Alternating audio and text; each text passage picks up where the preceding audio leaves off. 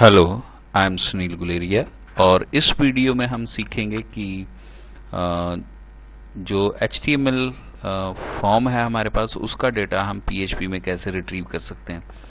हमने last video में देखा था कि एक हमारे पास HTML का फॉर्म बनाया था, उसमें हमने इसको डिस्कस किया एक्शन और मेथड को। अब हम चाहते हैं कि उसके ऊपर क्लिक करें और वो PHP के पेज पे जाए और PHP का पेज जो है वो जो हमने HTML के पेज के टेक्स्ट बॉक्सेस में अगर हम यहाँ लेके चलें, अगर ये आपके पास है, रिफ्रेश करें, इसमें मैं जो इन्फॉर्मेशन टाइप करूं, लेट्स सपोज अनिल गुलेरिया और उसका एक पासवर्ड टाइप करता हूं और लॉगिन पे क्लिक करता हूं। तो लॉगिन पे जब मैं क्लिक करूं तो ये आपके PHP पेज में चला जाता है और आपके PHP पेज पे ये मैसेज दे रहा है, लेकिन साथ में ये यहाँ पर मैसेज दे कि user name is this and password is this. तो हम अगर ऐसा कर पाए तो इससे हमें ये पता चल जाएगा कि जो HTML का पेज है उसका डेटा हम PHP के पेज पे कैसे एक्सेस कर सकते हैं। उसको करने के लिए हम क्या करेंगे कि हम अपने login.php फाइल ओपन करेंगे और उसके PHP पार्ट में हम जा सकते हैं और यहाँ हमें क्या करना है, हमें छोटा सा एक पॉइंट समझना है कि जब आपके HTML पेज में सबमिट बटन पे क्लिक होता है तो वो अपने जितने भी फॉर्म के अंदर कंपोनेंट्स होते हैं, कंट्रोल्स होते हैं, उनका डेटा जाके वो PHP में सर्वर पे एक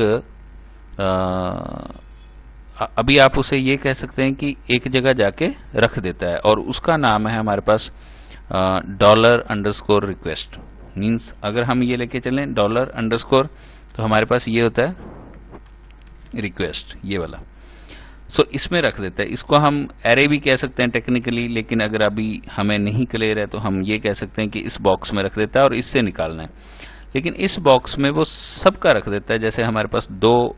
टेक्स्ट बॉक्सेस थे, अगर आप देखें कि यहाँ दो टेक्स्ट बॉक्सेस हैं, एक ये है एक ये है, तो इसमें जो टाइप करेंगे हम, इसमें जो टाइप किया है सब लॉगिन पे क्लिक करेंगे तो इन दोनों का डेटा उसमें रखेगा।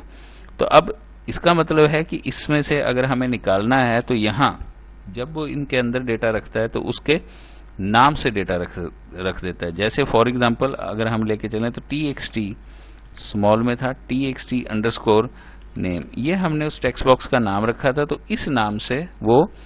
इस बॉक्स में रख देता है या इस एरे में सेव कर देता है। अब इससे निकालना है तो हम क्या करेंगे, हम यहाँ एक वेरिएबल ले सकते हैं $name = this।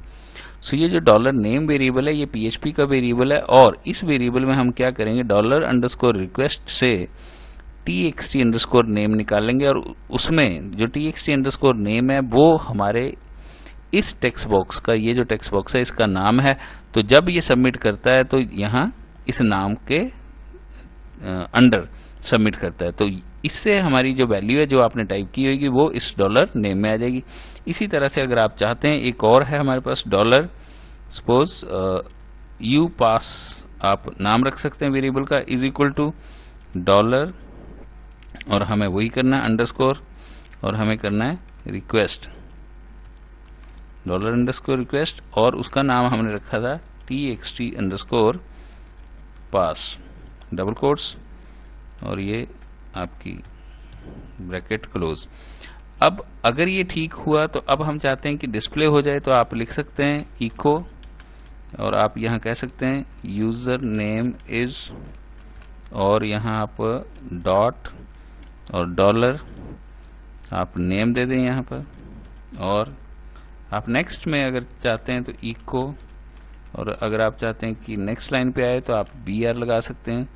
और आप दे सकते हैं password is,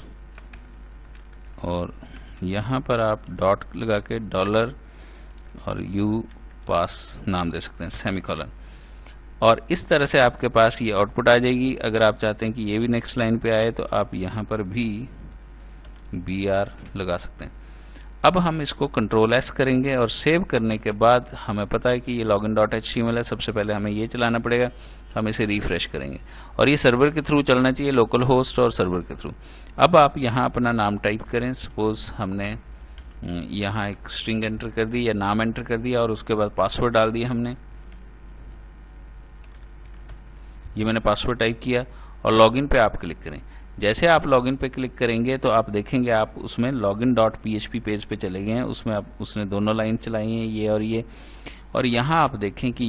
user name is Anil Guleri आ गया और पासवर्ड इज अनिल गुलेरी आ गया। सो ये आपकी आज हमने ये सीखा कि HTML पेज से हम जो HTML पेज का डेटा है वो हम PHP में कैसे सबमिट कर सकते हैं और PHP के पेज के ऊपर जाके हम उसके साथ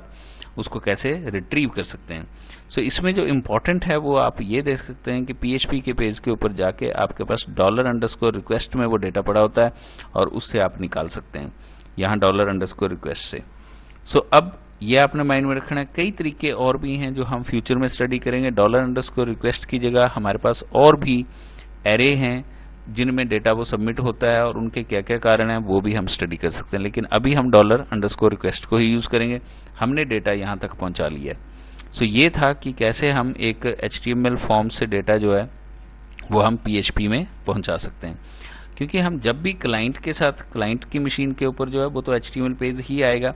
और जब क्लाइंट जो है यहाँ से लॉगिन करेगा और क्लाइंट की इंफॉर्मेशन अगर आपके सर्वर पे जाके सेव होनी चाहिए तो वो यहाँ से डेटा जो है वो सर्वर पे सबमिट होना जरूरी है और फिर जाके PHP में हम कुछ कोड लिखेंगे जो कोड आपके डेटा को डेटाबेस में या कहीं ना कहीं जो सर्वर की हार्ड डिस्क में सेव करना है तो वो PHP में कोड लिखा जाएगा।